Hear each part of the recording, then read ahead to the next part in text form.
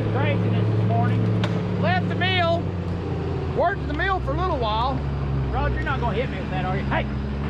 Yes. Worked at the mill for a while this morning. The guys are doing great on their end. Good men.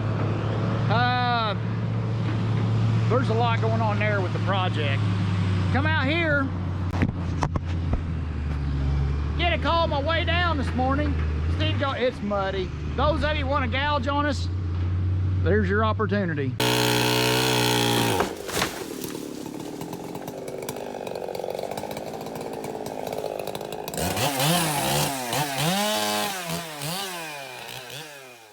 It is muddy.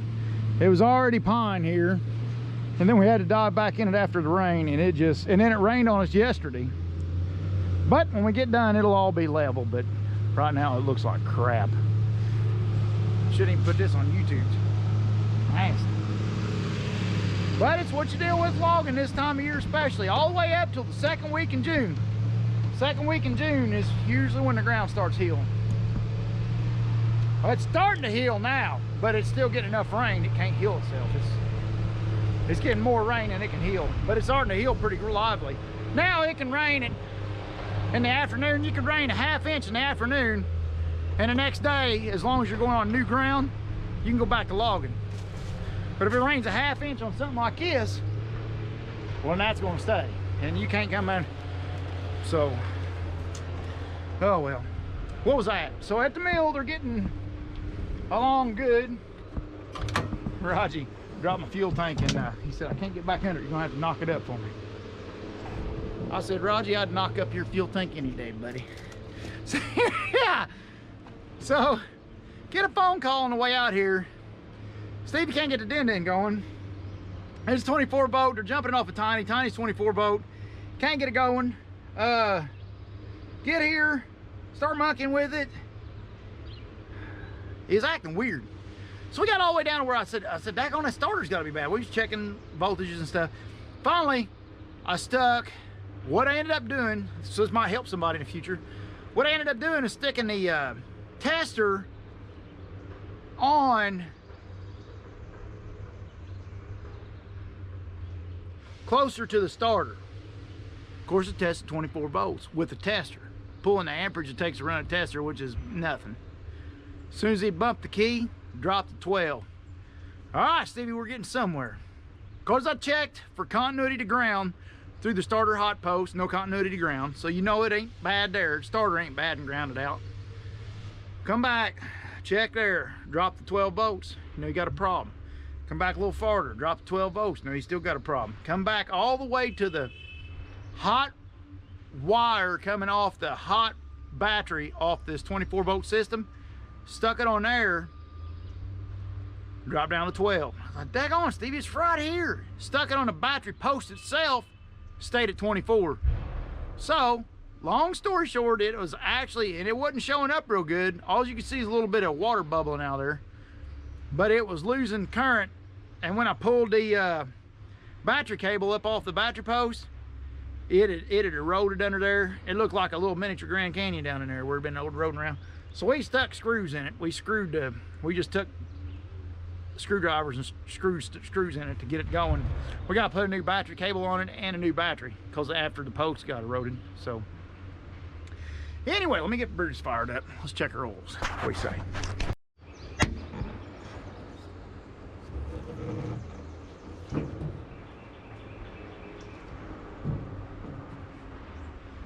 A little low on the hydraulic. I still got a little leak on the drive motor. And I'm also leaning back, so I ain't too worried about it. I'm gonna run all day today. Lean a little back, motor's a hair low. But it ain't level either. We'll live with it. Now my swing drive, that's one thing I hadn't screwed with yet.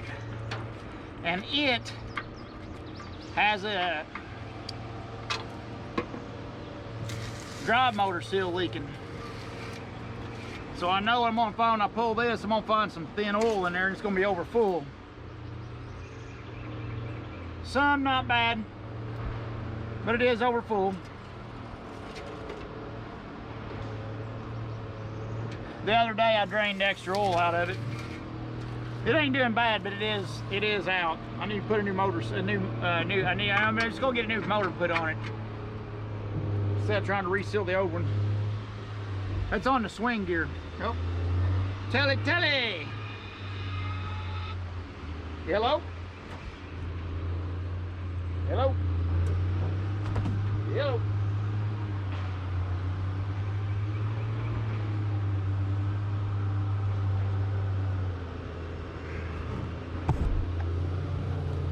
Hi. As far as bad boy, I get calls all the time. I don't know, numbers from everywhere. I don't know. Some of them want to sell me car insurance, but most of them just want to say, hey, logger wait, I'm a friend. Oh, and one, I got a call the other day. Let's get Bruce fired up and we'll talk safe.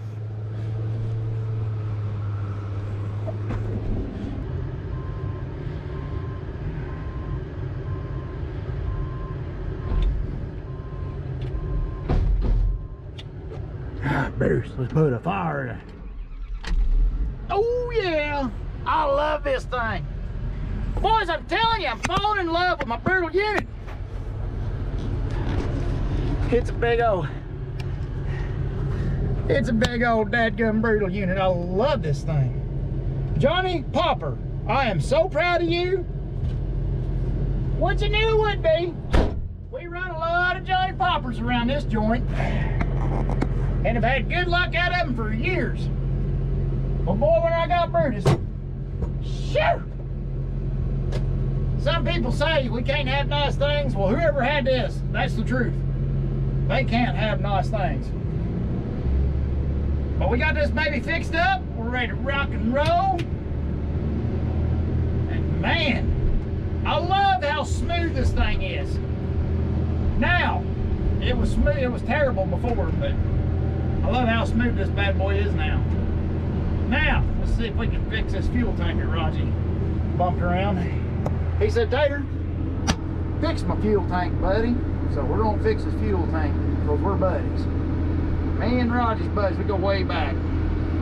Like peas and carrots.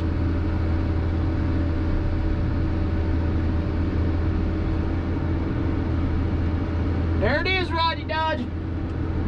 Yeah, brake two to Raji Dodge. Come in, Raji Dodge, over. Yeah. I got your fuel tank set up there good, buddy. We're good buddies, he knows it.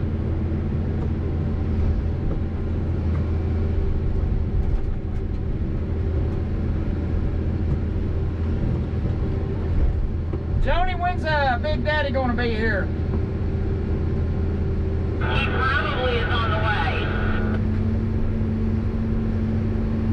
Let me know when he gets here. He's gonna have to get a road set up to get Stevie and Jokey up on the hill sometime after lunch. Okay, I'll tell him.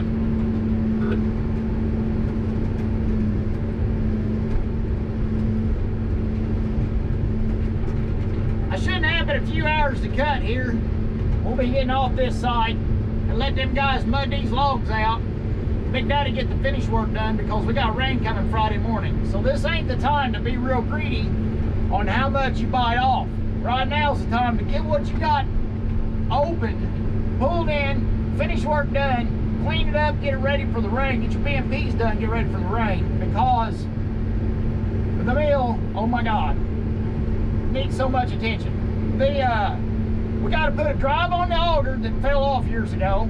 We're gonna put the drive back on the auger, get the auger running. I got to move the driver to the dust from the dust concave and speed it up 100%. Right now it's running at 16 RPMs. I didn't do that engineering with y'all this morning. Let's see, if that roller is an 18-inch roller,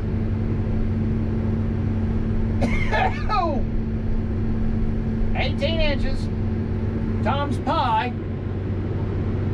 is 56.5 inches. Turn that to feet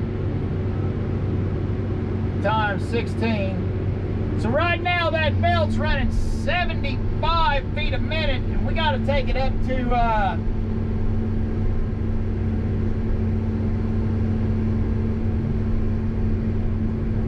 we're going to take it up over 150 feet a minute. That's what that belt's going to be running.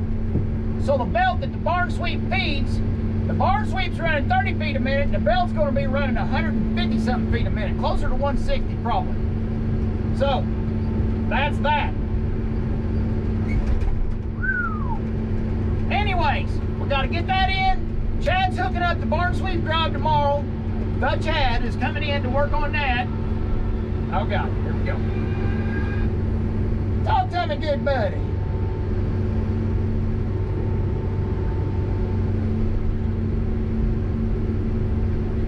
Okay.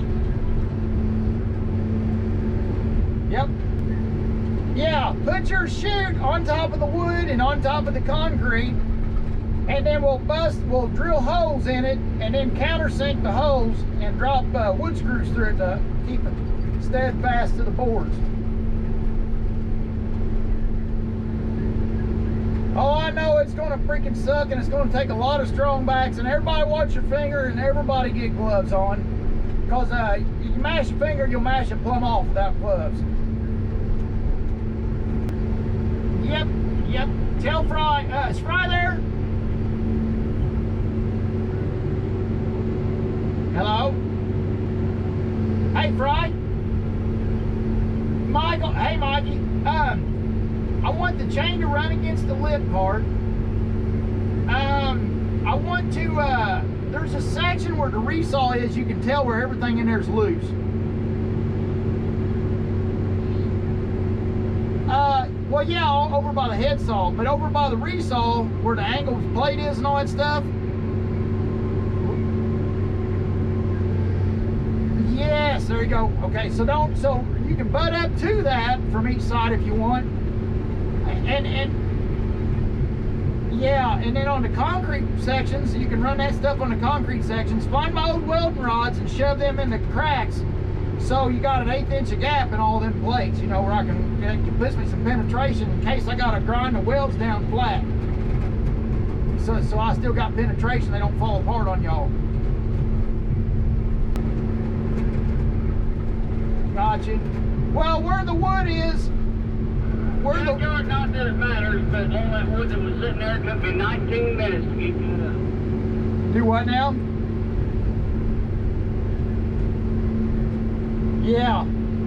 Yeah, and then the bolts, whatever screws we get, you can send somebody to Ferdinand to get them screws. But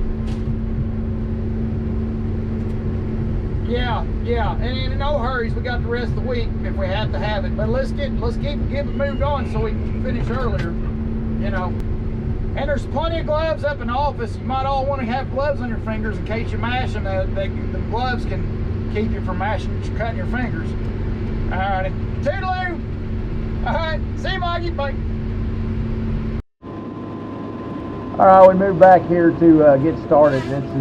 This spot's down below the pines, and what I'm getting ready to tear into is this big red oak tree right here. And look out in front of the head there. See all them small trees? A lot of them trees was shaded in and stuff like that for a lot of years. There was quite a few of these big trees growing down in here, kind of taking over the canopy, you know. A lot of them need just knocked out. I'm cutting the root spur off this tree because it's a little bit big for my head. I didn't want to pull any fibers.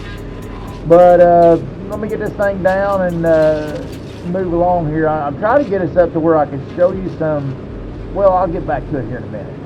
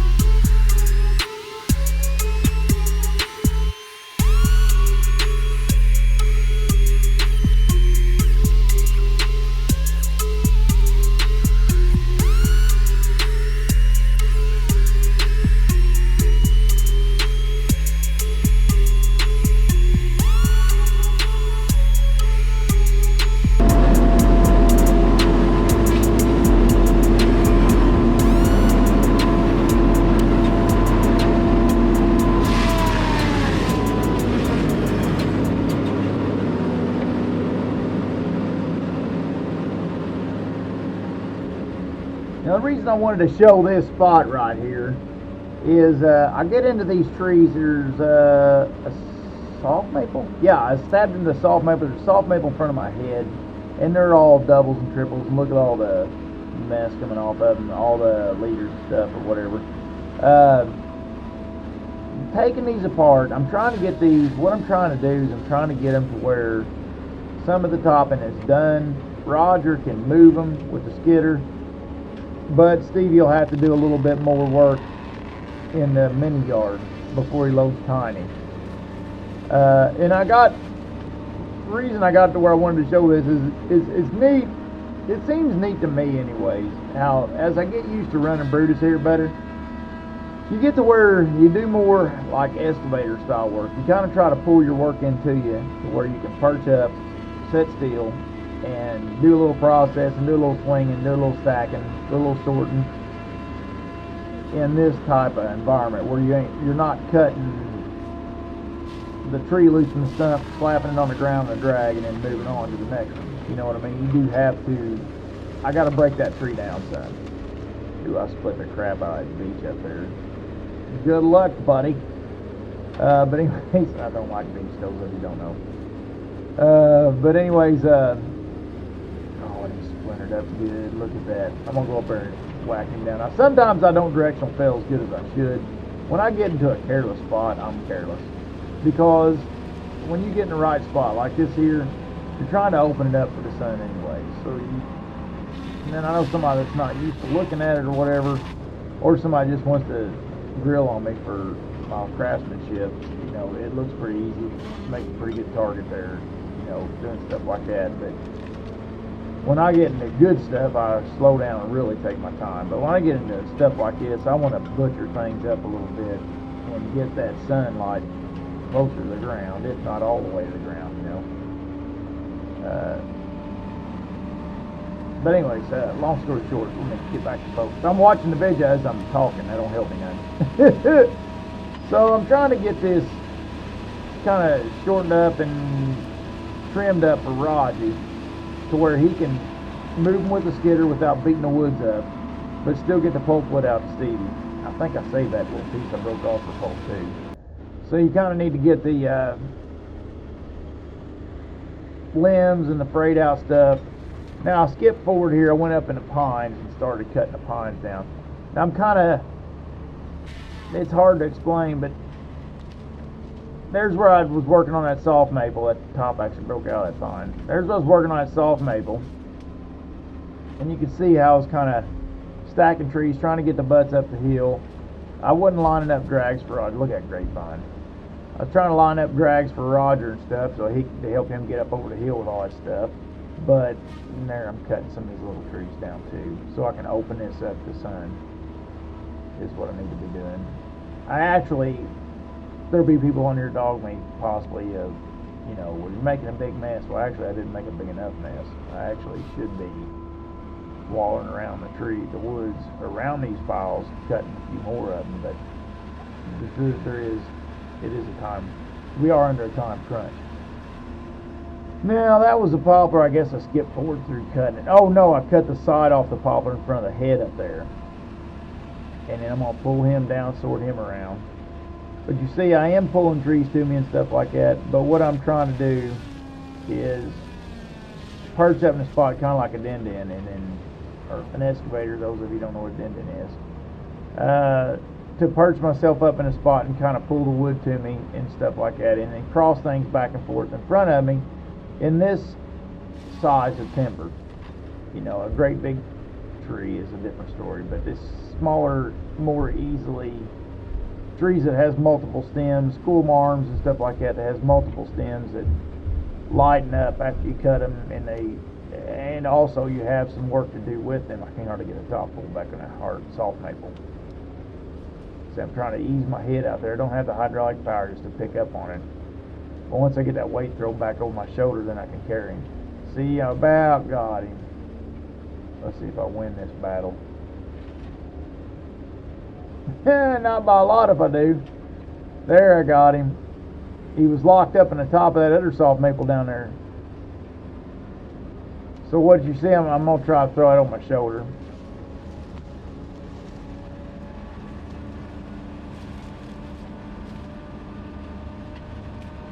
And I missed him. So I'm trying to situate these and organize these to where Roger can see a pretty easy pile when he gets back here to do his thing. I'm no professional. There's people a whole lot better at this job than I am. I'm just saying this. To me, it's kind of neat as I get more used to this thing, how I can handle that type of stuff. If somebody knows what they're doing, has been doing it for quite a few years, this probably looks like elementary type of stuff. But to me, it's pretty neat. How you're taking these trees about this size and wiggle them around, turn them around, follow them crisscross back and forth to get things about right to where they're setting good for the skidder and the din later, and not really putting a screw into the yard out there.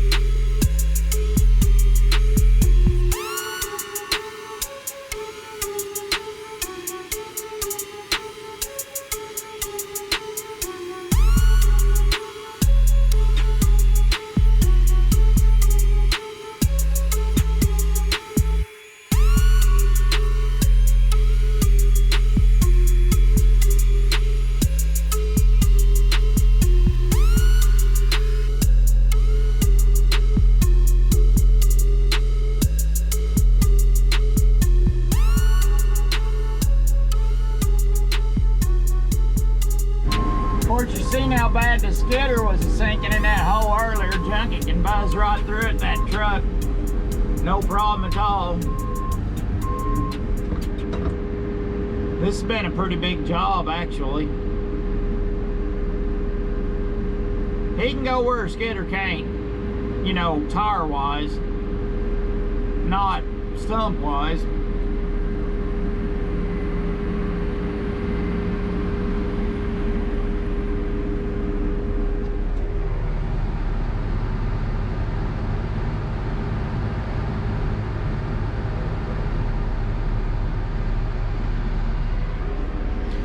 Boy, I tell you, especially when it's soft around here, the biggest part of logging around here is getting the wood pulled out. Hand cutting has always been a problem, which now that you're mechanical, you don't really see that. You know, so cutting used to be a problem, but man, getting it out, it's always been the problem. And now this flotation stuff Tony's got and stuff like that, Stevie and the Din, it really makes a difference. I'm gonna tell you, I'm here to tell you right now. Really makes a difference. Hey everybody, thanks for watching. And don't forget to hit the buttons and leave me likes, comments, stuff. Let me know what's up. And to anybody's wanting logger weight gear, go to loggerweight.com and help yourself at the shop there. And we got all that good mess, take care of it. And mostly just want to say thanks everybody. Hope everybody has a good one later on.